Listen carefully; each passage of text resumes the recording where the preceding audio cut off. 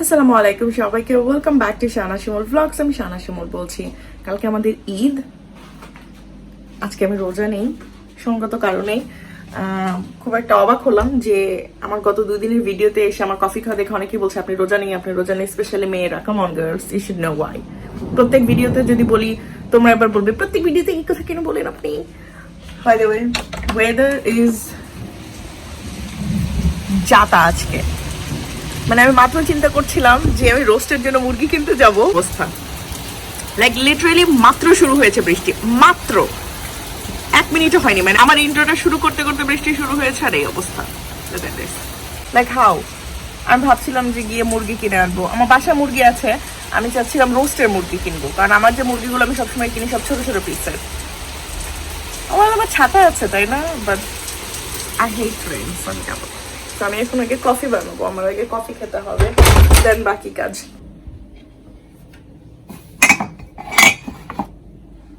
যেখানে আমার কফির মাগগুলো রাখা, ঠিক আছে, এখানে হচ্ছে আমার নন এসেনশিয়াল কফি মাগ, এখানে হচ্ছে আমার এসেনশিয়াল কফি মাগ, মানে যেটা কিনা কাস্টমাইজ করা বা যেটার সাথে একটু মেমোরি আছে, এগুলো সেই জন্য একটু আলাদা আলাদা রাখি। এখানে হচ্ছে গ্লাসেসগুলো রাখা, আর ওপরে হচ্ছে কাপস, টাম্বলার, মেজারমেন্ট কাপস এগুলো রাখার। বাই দ্য ওয়ে, অনেকে আমার ছুরির স্ট্যান্ড দেখতে চেয়েছিলে, সো এই যে আমার ছুরির স্ট্যান্ড। এখানে যেমন পেঁয়াজ কাটার ছুরি আছে, টমেটো কাটার ছুরি আছে, লাইক এটা স্পেশাল ভাবে বানানো শুধুমাত্র টমেটো কাটার জন্য, something like that. Then fruit কাটার ছুরি আছে। দেন এই দুইটা ছুরি অ্যাকচুয়ালি কোনো কাজের না, এতে তেমন একটা ধার নাই, আমি ঠিক শিওর না, আমি ফেলেও দিতে চাচ্ছি না এখন, কারণ ছুরি ফেলে দিতে নিলে আলাদাভাবে মানে বিনে প্যাকিং ট্যাকিং করে ফেলতে হবে, এটা স্টেকের জন্য। সো এরকম লাইক ছোট ছোট কারণে আর কি ছুরি আছে। বাইরে বজ্রপাত হচ্ছে, সেটার কথা অনেকেই জিজ্ঞাসা করো যে এটা সেফ কিনা বা পড়ে যাবে কিনা। না, এটা সেফ, 100% সেফ। হালকাভাবে লাগিয়ে রাখলেই হয়ে যায় এবং এটা পড়বে না, ঠিক আছে। সেম যেমন এটা তো হালকা ছুরি, ঠিক আছে, এটা হচ্ছে ভারী ছুরি। ওকে, লাইক দিস ওয়ান, এগুলো ভারী ছুরি, স্টিল এগুলো সুন্দরভাবে লেগে আছে। মানে এই ছুরিটা কালকে আমি ইউজ করেছিলাম, লাগিয়ে রাখলাম, পড়বে না, এখানে পড়ে না। ব্যাপার হচ্ছে এই বাসায় কোনো বাচ্চা কাচ্চাও নেই যে ডেঞ্জারাসলি টাচ করবে বা এমন কিছু, এবং এটা যথেষ্ট উপরে, লাইক অনেক হাই। এনিওয়ে, আমার কফি আমি গত কয়েকদিন ধরে খেয়াল করছি, যেটার কারণে আমি তোমাদের কাছে অ্যাকচুয়ালি সরি বলতে চাই, সেটা হচ্ছে আমি কথা উল্টাপাল্টা বলছি। আমি সিজারকে বলছি নাইফ, 2021-কে বলছি 2001, এবং প্রত্যেক ভিডিওতে আমার এরকম কিছু না কিছু অনিচ্ছাকৃত ভুল হচ্ছে, যেটা কিনা আমি নিজে বলি তখন তো টের পাইও না, যখন আমি এডিট করি, ট্রাস্ট মি আমি সুন্দরভাবে এডিট করি তখনও টের পাই না। সো আমি বসে বসে চিন্তা করছিলাম যে অ্যাকচুয়ালি আমারই কোনো মাথায় ডিস্টার্ব হয়েছে, ট্রাস্ট মি, লাইক কোনো একটা প্রবলেম তো হয়েছে, আমি হয়তো একটু অমনোযোগী, আমি হয়তো আমার এটা সত্যি যে আমার মাইন্ড একটু বিক্ষিপ্ত এখন। রোজা, ঈদ সবকিছু একা একা করছি, প্লাস লকডাউন, প্লাস বিজনেসে অনেক প্রবলেম হচ্ছে। একটা মেয়ের জন্য একা একা বিজনেস করাটা বহু প্রবলেম, অনেক দিক থেকে প্রবলেমের সম্মুখীন হতে হয়। সো সব মিলিয়ে আই থিঙ্ক আমি আমার মনটাও বিক্ষিপ্ত, আমার মাই ব্রেন ইজ এভরিওয়্যার। সো এই জন্য হতে পারে সেরকম ছোটখাটো অনিচ্ছাকৃত ভুলের জন্য আমি রিয়েলি রিয়েলি সরি। যাই হোক, আমি কফি খাচ্ছি, কফির সাথে আমি হচ্ছে এই কোলাজেনটা মিক্স করছি। এই কোলাজেনটার আমি আজকে খাচ্ছি প্রায় 3 মাসের বেশি হবে হয়তো। আমি এটা নিয়ে আজকে কিছু কথা বলতে চাই। কোলাজেনটার একটা ব্যাপার, এটা তোমাদের ডেফিনেটলি একদিনে কোনো রেজাল্ট দিবে না, ঠিক আছে, বাট এটা ধীরে ধীরে রেজাল্ট দিবে। আমার নখে অ্যাক্রিলিক করা ছিল, অ্যাক্রিলিক করার পর আমার নেলস খুবই খুবই খারাপ অবস্থা হয়ে গিয়েছিল, লাইক ভেঙে চুরে যেত, হ্যাঁ, মানে নেল বেডটা পুরো খারাপ হয়ে গিয়েছিল। তারপরে আমি যখন কোলাজেন খাওয়া শুরু করলাম, আমার অ্যাক্রিলিক আমি পুরোপুরি তুলে ফেললাম, ধীরে ধীরে ধীরে ধীরে আমার নেলস শক্ত হওয়া শুরু করেছে। লাইক আমার নেলস এমনিতেও পাতলা, ঠিক আছে, জন্মগতভাবে আমি বলবো আমার নেলস অনেক পাতলা, আমার নেলস আমি কখনো বড় রাখতে পারি না। শিলাবৃষ্টি হচ্ছে, wait wait wait wait wait, look, শিলাবৃষ্টি হচ্ছে।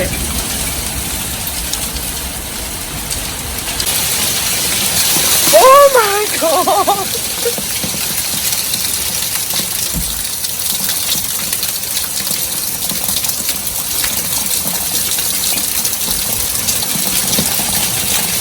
This is crazy! এখন থেমে গিয়েছে, পুরো থেমে গিয়েছে। আচ্ছা এখান দিয়ে পানি পড়ছে, এখানে কি আছে এভাবে পানি কেন পড়ে? আচ্ছা এখানে একটা পাইপের মতো আছে, পুরোপুরি থেমে গিয়েছে এখন দেখো, like sorry for that but দেখো থেমে গিয়েছে। বৃষ্টি এখন গুড়ি গুড়ি বৃষ্টি হচ্ছে, একদম গুড়ি গুড়ি বৃষ্টি হচ্ছে এখন। ওকে নাও বৃষ্টি শেষ, লাইক বৃষ্টি লিটারালি আচ্ছা একদম খুব মিহিভাবে পড়ছে, যেটা গায়ে লাগার মতো না।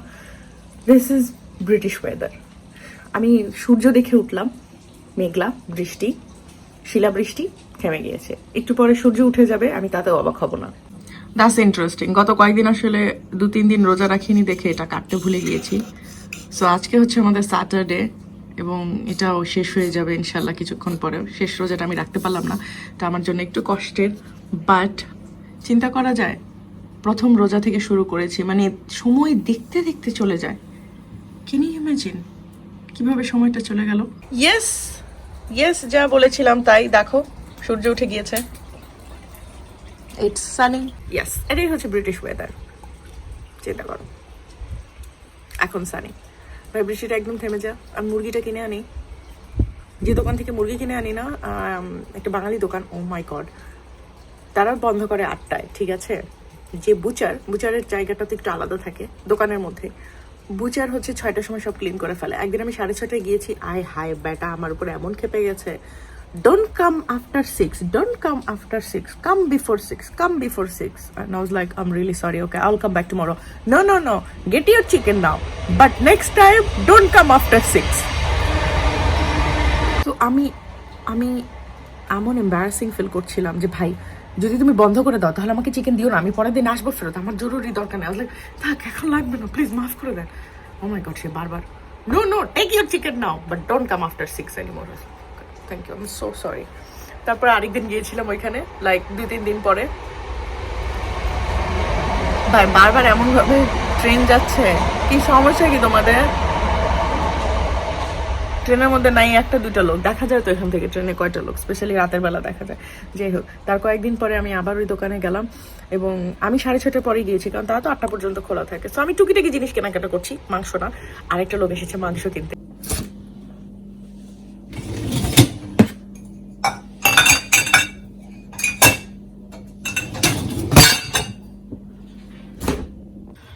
ব্রন নিয়ে তোমাদের সাথে একটা কথা বলি। আমি সবসময় বলি যে ব্রন হলে ব্রনের উপরে স্ক্রাব ইউজ না করতে, তার একটাই কারণ এতে দাগ পড়ে যাওয়ার সম্ভাবনা থাকে, ঠিক আছে? সো এই জিনিসটা সবসময় মাথায় রাখবে। সো আমি তোমাদের আজকে দেখাবো যে ব্রন হলে তোমরা অ্যাকচুয়ালি কিভাবে স্ক্রাব ইউজ করবে। আমি একটা স্ক্রাব নিয়েছি, ঠিক আছে, এবং আমি জানি আমার কোথায় ব্রন হয়েছে। আমার ব্রন এখানে হয়েছে, এখানে একটা ব্রন ছিল কালকে যেটা কিনা অ্যাকচুয়ালি চলে গিয়েছে, এখানে একটা ব্রন হওয়া ভাব এখনো হয়নি। সো আমি এখানেও অ্যাপ্লাই করবো না, আমি যেটা করবো এই জায়গাটা বাদ রেখে আমি বাকি জায়গায় আমার স্ক্রাবটাকে অ্যাপ্লাই করব। থ্যাংকস গড যে ঈদ আসলে ওইরকম ঈদ না যে ইউনো লাইক নর্মালি, তাহলে হয়তো এই ব্রনের দুঃখে আমি আজকে মরেই যেতাম যে ঈদের আগে এবার ব্রন হতে হলো। সো আমি যেটা করবো অনলি সানস্ক্রিন অ্যাপ্লাই করবো এখন। ব্রন হলে আমি চেষ্টা করি কম প্রোডাক্ট ব্যবহার করার, কোনো মেকআপ ব্যবহার না করার। ঈদ মেকআপ নিয়ে অনেকেই বলছো, আমার সিরিয়াসলি মনই যাচ্ছে না কোনো ঈদ মেকআপ দিতে, ইউনো লাইক অন্য সময় তো আমি ঈদ মেকআপ দেখা যায় যে রোজা থেকে শুরু করি দেওয়া অন্তত 3-4টা ঈদ মেকআপ দিয়ে ফেলি, শাড়ির সাথে, ওয়েস্টার্ন ড্রেসের সাথে, সালোয়ার কামিজের সাথে, সকালবেলা রাতের বেলা। এইবার লাইক নিজেকে আর মানে উঠিয়ে যে ক্যামেরাটা অন করবো, কারণ ডেফিনেটলি আমি আমার মেকআপ টিউটোরিয়াল করি বা ডিএসএলআর দিয়ে প্রপার সেট আপ দিয়ে, ওই জিনিসটাতেই ইচ্ছা করছে না, মানে ইচ্ছাই করছে না। পয়লা বৈশাখের মেকআপটা তাও করেছিলাম, বাট ঈদ মেকআপের কথা ভালোই লাগছে। মানে ঈদ নিয়ে যে প্ল্যান ছিল কিছুই তো আর নেই, মানে হচ্ছে না। ইভেন আমি ঠিক শিওরও না যদি ইউনো লকডাউন যদি নাও থাকতো তাও আমার ঈদ হতো কিনা আমি জানি না, বাট স্টিল ইউনো পুরোই ঘরে। এটা আমার বাসার পাশেরই একটা দোকান, ঠিক আছে, এটা বেশি দূরে না। আর এই দোকানটা এতটাই ছোট যে এই দোকানে মানুষজন খুব কম যায়। যে অন্যান্য এশিয়ান শপগুলোতে যেটা আমি যে রেগুলার যাই আর কি, একটু দূরেরটাই যেটা, সেটাই দেখা যায় যে সোশ্যাল ডিস্টেন্স মেনটেন করছে, কারণ বাইরের লোক দাঁড়িয়ে থাকে, তাদেরকে ঢুকতে দেওয়া হয়, বা নর্মাল গ্রোসারি স্টোরেও সেম।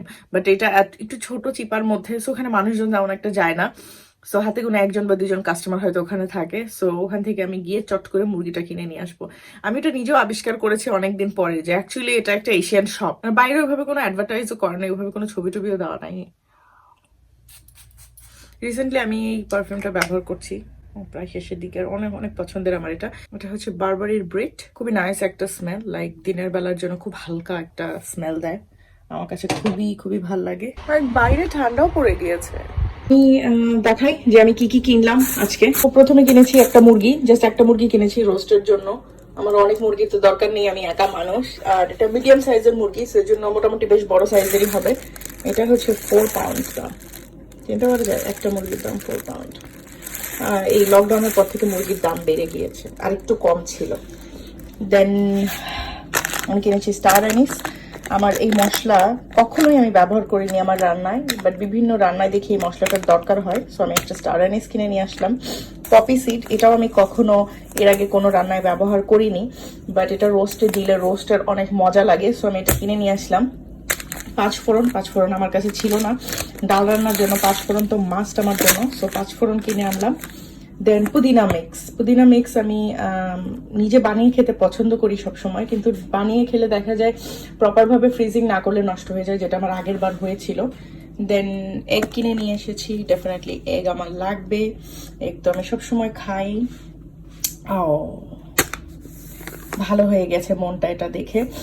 তোমরা জানো যে আমি সাধারণত বাসমতি চালই খাই, লাইক ভাত থেকে পোলাও বিরিয়ানি সব বাসমতি চাল দিয়েই করি, বাট কালো জিরা চালের জুই হয় না। সো এটা হচ্ছে প্রাণের কালো জিরা চাল 1 কেজি।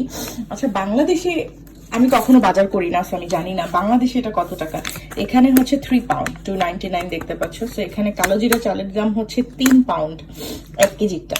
3 পাউন্ড যদি তোমরা জিজ্ঞাসা করো কত টাকা এখন বাংলাদেশে, প্রায় 310 টাকা হবে এখনকার রেটে, কারণ লকডাউনে এখন পাউন্ডের রেট অনেক কম, ইউজুয়ালি এটা আরো বেশি হবে। তারপরে আমি কিনেছি টমেটো আর দই। তো মুরগির মাংসটাকে আমি ধুয়ে একদম পানি ঝরিয়ে নিয়েছি ভালোভাবে, লবণ দিয়ে দিলাম, দিচ্ছি একটুখানি আদা বাটা আর একটুখানি রসুন বাটা দিয়ে আমি এটাকে ভালোভাবে মেখে রেখে দিব। তবে মাখিয়ে রেখে দিচ্ছি অ্যাটলিস্ট কতক্ষণ রাখতে হবে, আধা ঘন্টা থেকে 1 ঘন্টা রেখে দিতে হবে, ঠিক আছে? তারপরে আমরা আমাদের রান্নাটা শুরু করবো। বাকি আমি আমার বাকি মশলাগুলো প্রিপেয়ার করে নিব।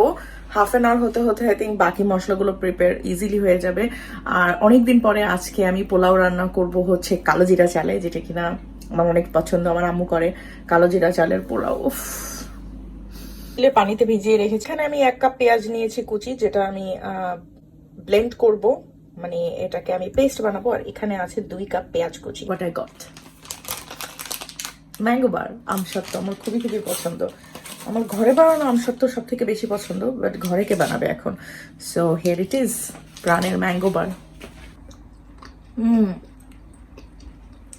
অনেক মজা। বাংলাদেশের কথা মনে পড়ে যায়। মুরগি প্রায় আধা ঘন্টা হয়ে গিয়েছে ম্যারিনেশন করা, এখন আমি রান্না শুরু করবো। বাদামগুলোকে আমি ধুয়ে নিয়েছি। এটা হচ্ছে কাজু বাদাম। আমি জানি সবাই তোমরা জানো এটা কাজু বাদাম। কাজু বাদামের বদলে তোমরা কাঠবাদাম ব্যবহার করতে পারো, মানে আলমন্ড ব্যবহার করতে পারো। আর যদি সেটা না থাকে তাহলে চীনা বাদাম, যেটা পিনাটস নর্মালটা, সেটাই ব্যবহার করতে পারো। বাট মেক শিওর করবে এটা যাতে কি বলে চোচা বা খোসা ছিলে না হয়, ঠিক আছে? সেটা আমি নিয়েছি, এখানে 2 টেবিল চামচের মতো হবে কাজু বাদাম বাটাটা, ঠিক আছে? এটাকে আমি একটুখানি পানি দিয়ে ব্লেন্ড করে নিব। পপি সিডকেও আমরা ব্লেন্ড করে নিব, 1 টেবিল চামচ পপি সিড ব্লেন্ড করে নিতে হবে। পপি সিড হচ্ছে বেসিক্যালি যেটা পোস্ত দানা বলি আমরা, ঠিক আছে? সেটা আমি আজকে আমার সেই বিখ্যাত কড়াইয়ে রান্না করব, যেটার মধ্যে লিটারালি আমাকে রান্না করা যাবে, এত বড় কড়াই। সেই কড়াই যেটা কিনা চামড়া উঠে গিয়েছে, but it works really really fine. আর কত বড় চিন্তা করো, দেখো। সেটা আমি গরম হতে দিচ্ছি। এটাতে আমি যেটা করব, তেল এবং ঘি দুটোই অ্যাড করব আমি এর মধ্যে। সো প্রথমে আমি এখানে 1 কাপ সানফ্লাওয়ার অয়েল অ্যাড করেছি। এরপর আমি নিচ্ছি সেলিনা আপুর ঘি 1 টেবিল চামচ। ওয়াও, এটা যে কি সুন্দর আসছে বলার বাইরে। সো এটাকে আমি নিচ্ছি।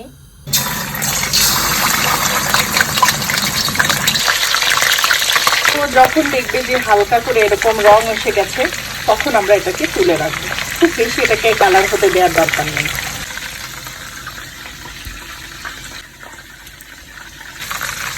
বুকের মাংসের পিসটা অনেক বড় ছিল, এই জন্য আমি এটা কিছু কেটে ছোট করে নিয়েছি। স্টিল এটা অনেক বড়।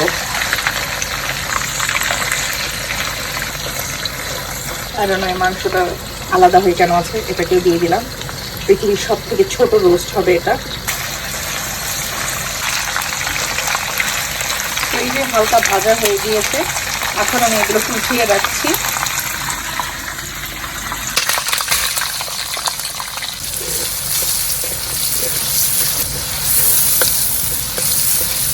ভাজি করব, এটাকে আমি একদম বেরেস্তা হতে দিব এমন না, আমার কাছে অলরেডি বেরেস্তা আছে, তো এই জন্য আমি আর এখন বেরেস্তা করে নিচ্ছি না। বাট বেটার হয় যে আগে থেকে একটু বেরেস্তা করে নেওয়া, মানে মুরগিটা ভাজার আগে বেরেস্তাটা করে নেওয়া, ঠিক আছে?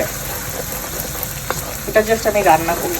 এখানে আমি নিয়েছি 1 টেবিল চামচ ধনে গুঁড়া, 1 টেবিল চামচ জিরা গুঁড়া, সাথে নিয়েছি 1 চা চামচ মরিচ গুঁড়া, মরিচ আমি আরো পরে অ্যাড করব, কাঁচা মরিচ, একটা তেজপাতা নিয়েছি, তারপরে নিয়েছি কয়েকটা এলাচ, কয়েকটা লবঙ্গ নিয়ে আমি এখানে দিয়ে দিব এগুলোকে। এখন দিচ্ছি একটা দারচিনিও, দিয়ে দিচ্ছি 1 টেবিল চামচ রসুন বাটা, এখানে আছে 1.5 টেবিল চামচ আদা বাটা দিয়ে এখন আমি এটাকে ভালোভাবে একটু নেড়ে চেড়ে নিব। দিচ্ছি পরিমাণ মতো। এই মশলায় কিন্তু কোনো পানি নেই, ঠিক আছে? মশলাটা যাতে পুড়ে না যায় এর জন্য আমি আমার পেস্ট করে রাখা জিনিসগুলো দিয়ে দিব। সো এই যে দেখতে পাচ্ছ এখানে আছে হচ্ছে পেস্ট করে রাখা কাজু বাদাম, পপি সিড যেটা পোস্তদানা, সেটাকেও পেস্ট করে নিয়েছি, আর সেই সাথে 1 কাপ পেঁয়াজকে পেস্ট করে নিয়েছি। সো সব এখানে কিন্তু একসাথেই মিশানো আছে। এটাকে এখন আমি ঢেলে দিব। এটাকে এখন আমি অল্প আঁচে রান্না করব। আমি নিব 1/2 কাপের মতো, এটা গ্রিক ইয়োগার্ট না, এটা নর্মাল ইয়োগার্টটাই, ন্যাচারাল সেট ইয়োগার্ট। এটা আমি ভালোভাবে ফেটে নিব যাতে কোনো লাম্পস না থাকে। তো দইটাকেও এখন আমি দিয়ে দিচ্ছি। এখন ভালোভাবে আমি এটাকে রান্না করে নিব। এখন আমি এখানে দিয়ে দিব 1 কাপ পানি।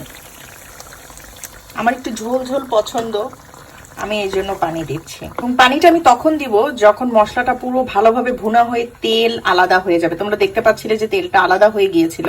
যখন দেখতে পাবো যে এরকম বলক উঠে যাচ্ছে, বলক ওঠার কয়েক মিনিট পরে যেটা হবে, তেলগুলো আলাদা হয়ে যাবে। যেটা করব, ভেজে রাখা মুরগিগুলো আমি দিয়ে দিব।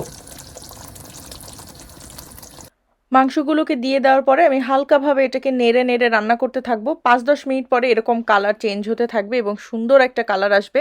তারপরে যেটা করব, আমি 1 কাপ পেঁয়াজ বেরেস্তা ওপর দিয়ে দিব, আর 4-5টা কাঁচামরিচ ফালি করে দিয়ে দিব। এখানে আমি যেটা করব, গরম দুধের মধ্যে অল্প একটু স্যাফরন আমি মিক্স করে কয়েক মিনিট রেখে দিব। হচ্ছে দেখতেই পাচ্ছ দুধে ভেজানো স্যাফরনটা আছে। দুধে ভেজানো স্যাফরনটা আমি যেটা করব, এটা অল্প একটু আমি দিয়ে দিব, খুব বেশি না, অল্প একটু, লাইক 1 টেবিল চামচের মতো। That's it. বাকিটা আমি এটা রেখে দিব, এটা আমার লাগবে, এটা পোলাওয়ের জন্য আমি রেখে দিচ্ছি। হালকাভাবে নেড়ে চেড়ে নিয়ে আমি এখন এটাকে নামিয়ে ফেলবো। দেখতেই পাচ্ছ হয়ে গিয়েছে সুন্দর মতো। আমি লবণও চেক করেছি, লবণও পারফেক্ট হয়েছে। আর দেখো ঝোলটা কি সুন্দর ঘন হয়েছে। আমি রান্না করব পোলাও। আমার চিকেন রোস্ট তো হয়ে গিয়েছে, আমি তোমাদের চিকেন রোস্টটা দেখাই, ফেলে না দিলেই হলো। This is my chicken roast. So দেখতেই পাচ্ছ, yes, it's looks very very yummy. প্যানটা আমি নিলাম, আমার অনেক ফেভারিট পাতিল, আমার যতগুলো ফেভারিট পাতিল আছে সবগুলোরই এরকম অবস্থা, ঠিক আছে? প্লিজ ডোন্ট জাজ মি। আর এখন আমি দিব হচ্ছে ঘি আর তেল। সো আমি এখানে তেল ঘি মিক্স করে দিয়েছি, তোমরা তো দেখতেই পেয়েছো। একটা ছোট দারচিনি দিয়েছি, অর্ধেকটা তেজপাতা আর 4টা এলাচ দিয়েছি। যেখানে আমি কুচি করে রেখেছিলাম সেই পেঁয়াজগুলো আমি দিয়ে দিলাম। ভালোভাবে এখন এগুলোকে আমি একটু ভেজে নিচ্ছি। আমি যে ঘিয়ের স্মেলটা পাচ্ছি না, মাই গড, লাইক এত সুন্দর স্মেল, চিন্তার বাইরে। আর একটু ভাজবো আমি, কালার আসুক। তো এখানে আমি চালকে ধুয়ে রেখেছিলাম।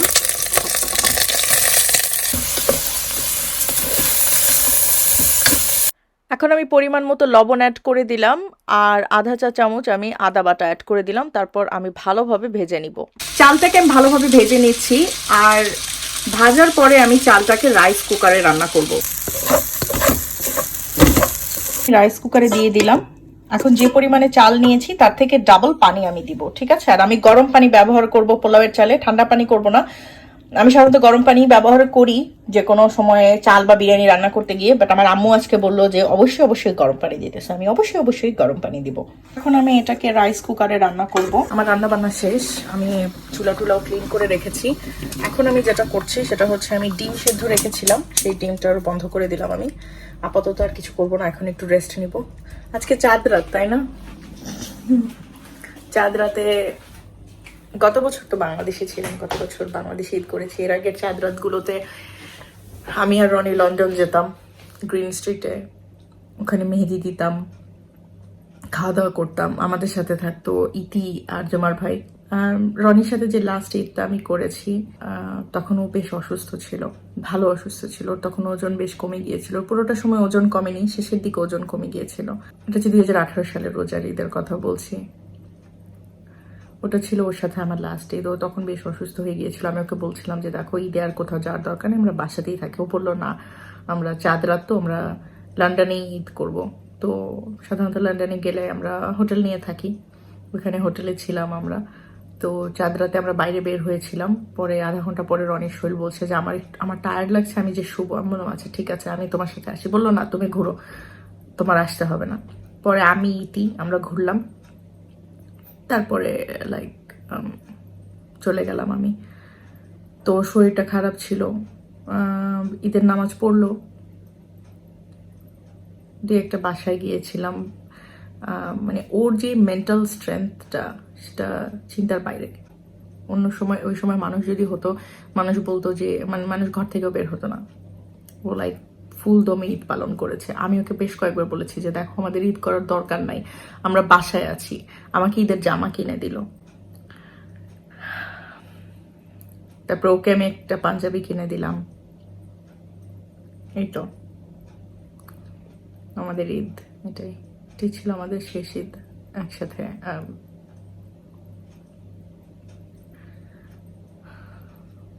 আমাকে ওই সময় অনেকের হয়তো মনে হতে পারে, এবং আমার এখনো মনে আছে, আমি রনি মারা যাওয়ার পর অনেকে এসে আমাকে বলতো যে ও আপনার হাজবেন্ড মারা যাচ্ছিল আর আপনি মেকআপ করে ঘুরে বেড়াতেন। কেউ এই জিনিসটা বুঝেনি যে ও আমাকে পুরোটা সময় সাপোর্ট দিয়েছে। ও আমাকে বলেছে যে শিমুল, এটা তোমার কাজ, তুমি এটা বন্ধ রাখবে না।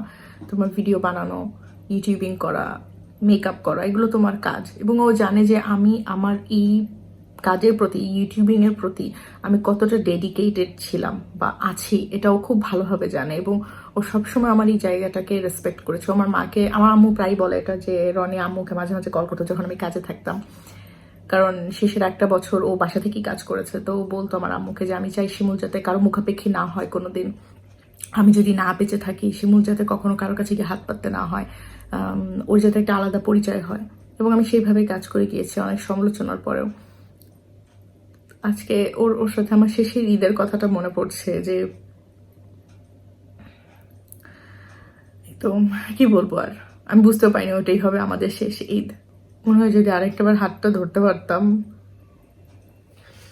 এনিওয়ে, আমার পোলাওটা হয়ে গিয়েছে, আমি তোমাদের পোলাওটা দেখাই কেমন হয়েছে, ঠিক আছে? ও ধোয়া উঠে গিয়েছে অনেক। তো এই যে দেখতে পাচ্ছ পোলাওটা। এখন আমি যেটা করব, এর উপরে আমি সাফরন দিয়ে দিব। Last but not the least, আমি দিব কেওড়া জল, একদম অল্প, লাইক 1 চা চামচের মতো কেওড়া জল দিব আমি। এখন আমি ঢাকনাটা দিয়ে দিব এবং আমার রাইস কুকারটা আমি বন্ধ করে দিব। আমি না একটা ছোটখাটো ন্যাপ নিয়ে নিয়েছি, আই ডোন্ট নো ওয়াই। এখন আমার আর ঘুমিয়ে আসছে না, বাট আমি যেটা করছি, আমি এখন খাবার দাবারগুলো ফ্রিজে রেখে দিব।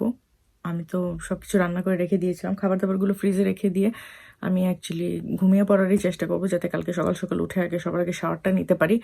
বাট তার আগে যেটা করব, আমি আমার আপার লিপটাকে আগে ওয়্যাক্স করে নিব। ইয়েস, আপার লিপে ওয়্যাক্স করাটা জরুরি হয়ে গিয়েছে। সো আমার আপার লিপ ওয়্যাক্স করার কিন্তু ভিডিও অলরেডি আছে আমার মেইন চ্যানেলে, তোমরা দেখে নিতে পারো ওটা, ঠিক আছে? তো আমি আমার ওয়্যাক্সিংটা করে ফেললাম। আমি র্যাপ করে রেখে দিলাম পোলাও আর মুরগি, এগুলোকে এখন ফ্রিজে রেখে দিব। কালকে ভাবছি সালাদ বানাবো আর ডিমটা করে ফেলবো, যে ডিমটা সেদ্ধ দিয়েছিলাম ওটা রেখে দিই। গোসল টোসল করে ফেলবো, যাচ্ছি এটা মানে আমি এমন ভাব করছি যেন আমার বাসায় মানুষজন আসবে বা এনিওয়ে। সো হাত মুখটা ধুয়ে আমি এখন শুয়ে পড়বো, অ্যাটলিস্ট শুয়ে পড়ার চেষ্টা করবো। সো মুখে ক্রিম লাগাই। চানরাত, আমি না সিরিয়াসলি ভাবতেও চাচ্ছি না এই কথাটা। আমি জানি না কালকে আমি কি করব, মানে কালকে আমি রান্না বান্না তো করে রেখেছি, বাট কি পরবো না পরবো, মানে এবার আর ওরকম কিছু মনেও হচ্ছে না। ঠিক আছে, লকডাউনের মধ্যে আমি ঠিক শিওর না যে কালকে আমি অ্যাকচুয়ালি ভ্লগও দিব কিনা। মানে তোমরা কি চাও কোনো ঈদের ভ্লগ দিতে? কারণ আমি তেমন কিছুই করব না, ঈদ বলে তেমন কিছুই হবে না। সো আমি আমি ঠিক শিওর না যে আমি কোনো ভ্লগ দিব কিনা। তোমরা আমাকে জানিও, ঠিক আছে? সেই তো, এটাই ছিল আমার বোরিং চান রাত। পৃথিবীতে সবারই এখন সেম অবস্থা, সত্যি কথা যেটা, কোনো কমপ্লেন নেই আলহামদুলিল্লাহ। পৃথিবীতে এখন সবারই এমন অবস্থা। আমি অ্যাটলিস্ট তাও মন খারাপ করছি এটা চিন্তা করে যে ও আমার যাওয়ার কোনো জায়গা নেই, আমি একা একা আছি।